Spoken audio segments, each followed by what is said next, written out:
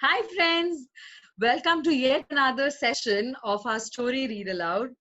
And this time, we're not doing just one story, we're going to be doing the entire story of J.K. Rowling's new book called Ickabog.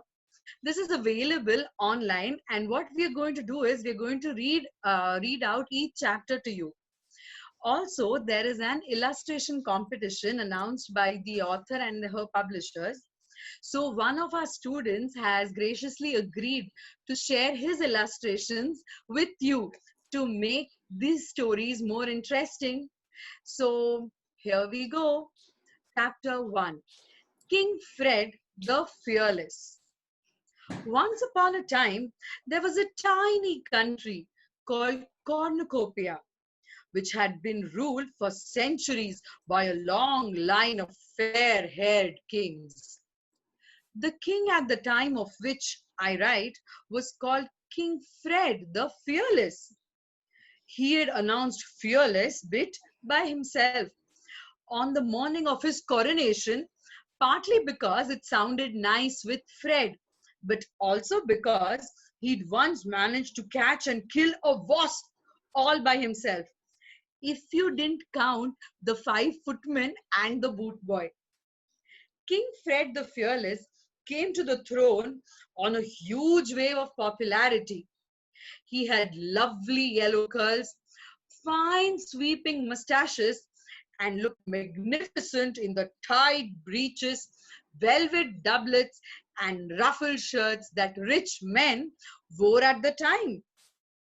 Fred was said to be generous, smiled, and waved whenever anyone caught sight of him, and looked awfully handsome in the portraits that were distributed throughout the kingdom to be hung in the town halls.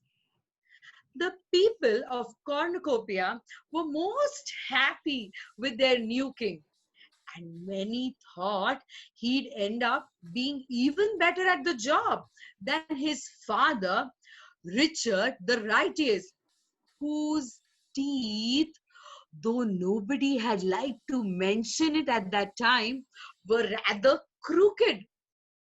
King Fred was secretly relieved to find out how easy it was to rule Cornucopia. In fact, the country seemed to run itself. Nearly everybody had lots of food. The merchants made pots of gold, and Fred's advisors took care of any little problem that arose. All that was left for Fred to do was beam at his subjects whenever he went out in his carriage and go hunting 5 times a week with his two best friends, Lord Spittleworth and Lord Flapoon.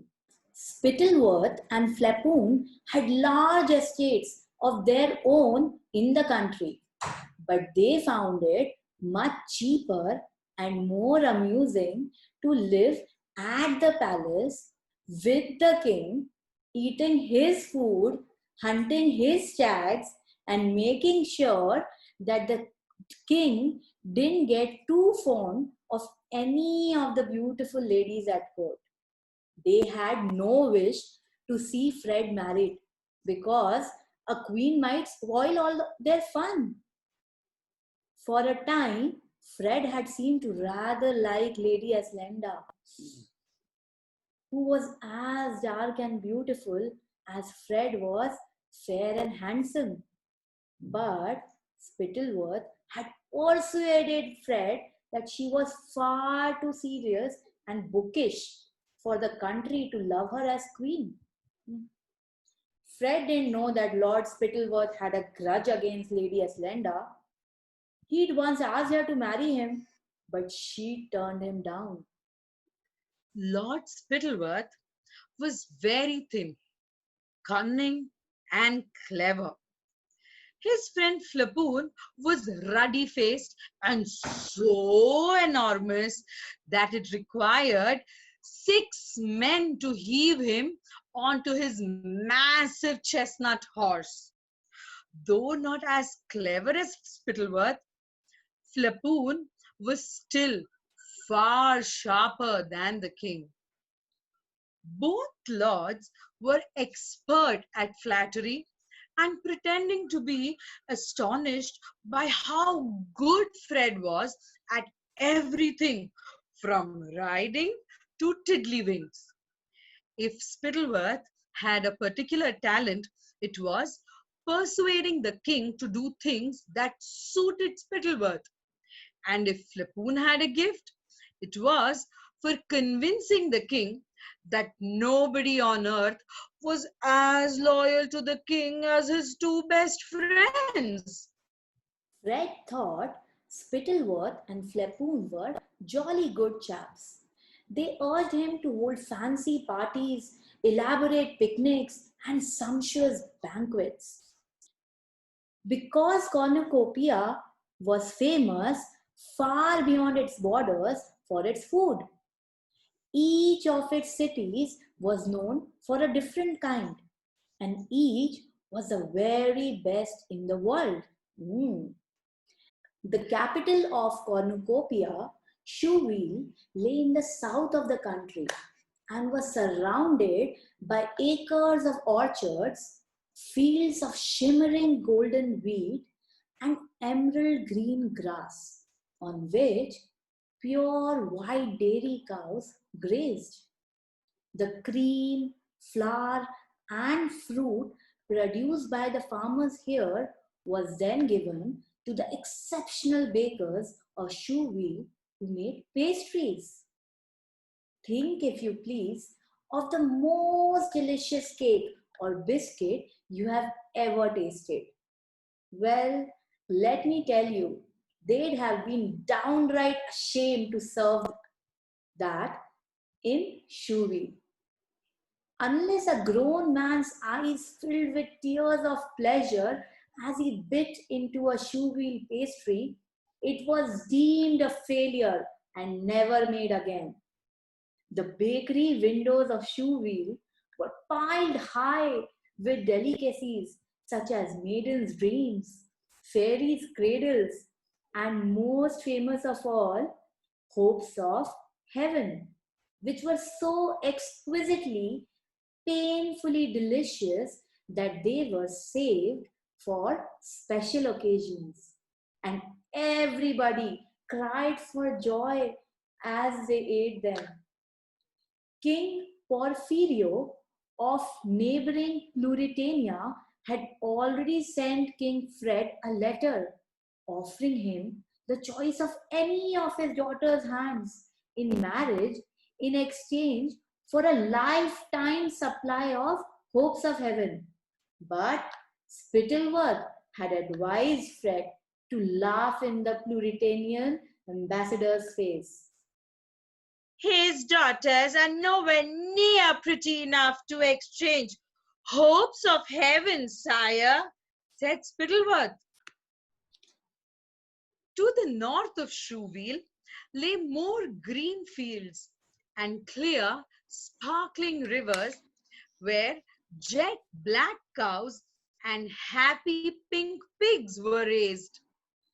These in turn served the twin cities of Kurtzberg and Berenstain, which were separated from each other by an arching stone bridge over the main river of Cornucopia, the Fluma, where brightly colored barges bore goods from one end of the kingdom to another.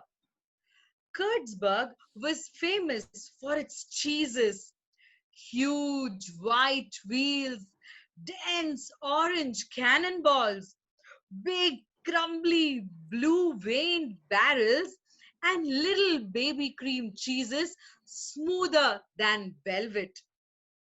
Berenstain was celebrated for its smoked and honey roasted hams, its sides of bacon, its spicy sausages, its melting beef steaks, and its venison pies. The savory fumes rising from the chimneys of the red brick Berenstain stoves mingled with the odorous tang wafting from the doorways of the Kurtzberg cheesemongers. And for 40 miles all around, it was impossible not to salivate, breathing in the delicious air. A few hours north of Kurtzberg and Berenstain, you came upon acres of vineyards bearing grapes as large as eggs, each of them ripe and sweet and juicy. Journey onwards for the rest of the day, and you reach the granite city of Jeroboam, famous for its wines. They said of the Jeroboam air that you could get tipsy simply walking in its streets. The best vintages changed hands for thousands upon thousands of gold coins, and the Jeroboam wine merchants were some of the richest men in the kingdom. But a little north of Jeroboam, a strange thing happened. It was as though the magical rich land of Cornucopia had exhausted itself by producing the best grass, the best fruit, and the best wheat in the world. Right at the northern tip came the place known as the Marshlands, and the only things that grew there were some tasteless, rubbery mushrooms and thin, dry grass, only good enough to feed a few mangy sheep. Bah! The marshlanders who tended the sheep didn't have the sleek, well rounded, well dressed appearance of the citizens of Jeroboam, Baronstown, Kurtzberg, or Shoeville. They were gaunt and ragged. Their poorly nourished sheep never fetched very good prices, either in cornucopia or abroad. So very few marshlanders ever got to taste the delights of cornucopian wine, cheese, beef, or pastries. The most common dish in the marshlands was a greasy mutton broth made of those sheep who were too old to sell. The rest of cornucopia found the marshlanders an odd bunch, surly, dirty, and ill tempered. They had rough voices, which the other cornucopians imitated, making them sound like horse or sheep. Jokes were made about their manners and their simplicity.